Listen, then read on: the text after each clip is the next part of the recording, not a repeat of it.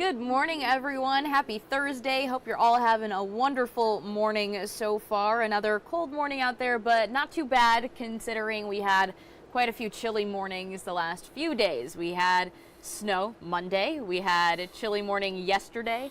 It just feels like it's constantly, but Tuesday, was it Tuesday? We had the 50-degree day? It was Wednesday. Oh, it was Wednesday. Okay. Yesterday, yeah. So it just keeps going back and forth, back and forth. A back and forth trend that continues to not end anytime soon, unfortunately. Right. So this weather whiplash, make sure you take care of yourself. You know, vitamin C yourself up. I take a vitamin C capsule every morning, regardless if it's wintertime or not. Yeah, and I was going to say, Russell and I were talking about it the last few days. We had a story talking about skin health. This time of year, it gets so dry out there. You got to take care of your hands, you know, moisturize, chapped lips. I know that was a big thing that I had growing up. Every winter, I would have the most chapped lips ever.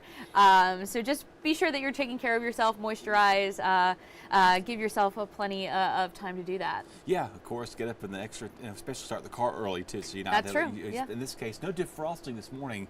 Chilly though, but some nicer weather slowly coming away for the weekend. Yeah, and in terms of, you know, heating your homes and your car, the Low Income Energy Assistance Program, they recently launched yesterday in Pitt County. So that's a program that helps certain groups who are eligible with home heating costs. So that did launch yesterday for its priority group. So that includes people older than 60 and people who have disabilities and are eligible for that program.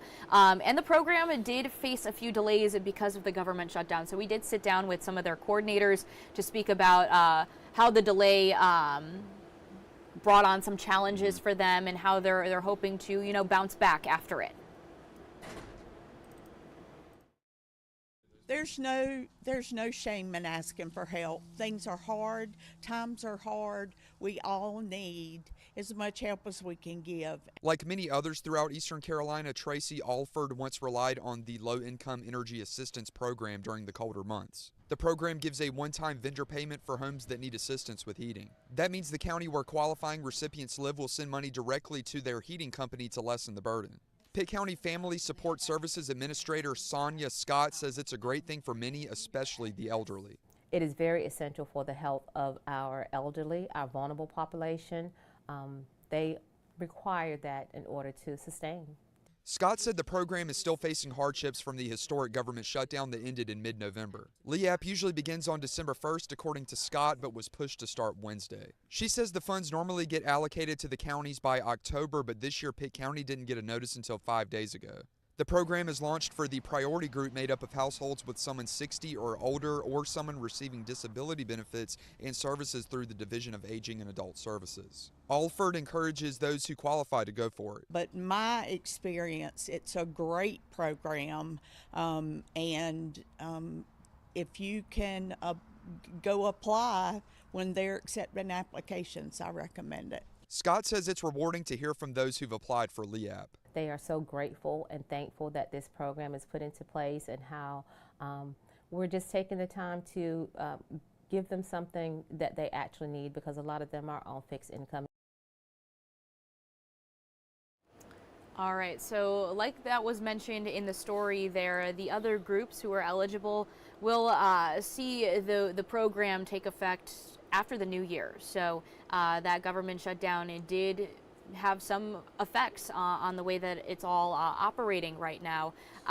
But let's transition over to weather and talk about, you know, the cold temperatures and needing to heat your homes. Yeah, it's that time of year. Tell you what, everybody's electrical bill is going to be probably sky high here over the next. Mine was a little bit, but I mean, it's expected. That's, you know, usually it's the summer months and then the winter months when you're changing the AC and the heat on. Yep, so we do have the heater on for your car too. Make sure you have those up to date. Everything. Change your HVAC systems too. It's a lot of good reminders to keep in mind for sure. Currently though, we're waking up in the 40s and 30s outside, so definitely a morning, you need a little heat on, definitely keep that on. 39 in Greenville, 39 in Kinston, as well as Ahoskie, 37 in Roanoke Rapids, 40s elsewhere, back towards the coastline, getting close to 50 degrees there this morning, so feels somewhat doable to be out there, though the wind makes it feel a few degrees cooler as usual. There are those 30s and 30s and 40s out there. Wind chills makes it feel very winter-like, so no doubt about here. winds right now are coming in out of that north flow, holding that status for quite some time here. So definitely one of the cooler mornings we've had in quite a while. Well, I shouldn't say quite a while. I say that, and it's like every morning's cold, every morning's chilly. That's true, but we have the wind. That's the only exception right. with this here. It makes it feel a little bit chillier than it usually is outside. Right now, though, again, we see some beautiful views towards Grifton there. We're seeing the camera wobble a little bit up there. Of course, that camera's like 1,800 feet in the air, so it's going to wobble a little bit higher. Then you come down the lower levels, again, seeing some quiet winds and a lot of students preparing for exams and graduations next Friday. It is commencement. It is 10 a.m. Check the local for the college times, because those kind of vary on low spot. All right. First Alert Live radar. My mind is froze this morning. Anyway, we've got for quiet skies here across the east here. Not much to talk about with winter weather, except for West Virginia and into Virginia, and then another round of some wintry weather. But of course, we'll tell you about all this atmospheric rivering there out west there. Folks have seen well over a foot or more rain for some localities, possibly another round of rain coming in the forecast. Until we get a change pretty much from the Pacific Ocean inland, they're not going to be seeing this pattern break anytime soon. So unfortunately, just a wet, messy commute there. Blizzard warnings in West Virginia, that's kind of a rarity. Those folks get that, but here we are in the middle of December talking about blizzard warnings. We've got windstorm warnings and watches for most of Montana, ice storm warnings. We've got everything going on right there. So definitely a wet and wintry viewpoint all around the east and pretty much across much of the United States here.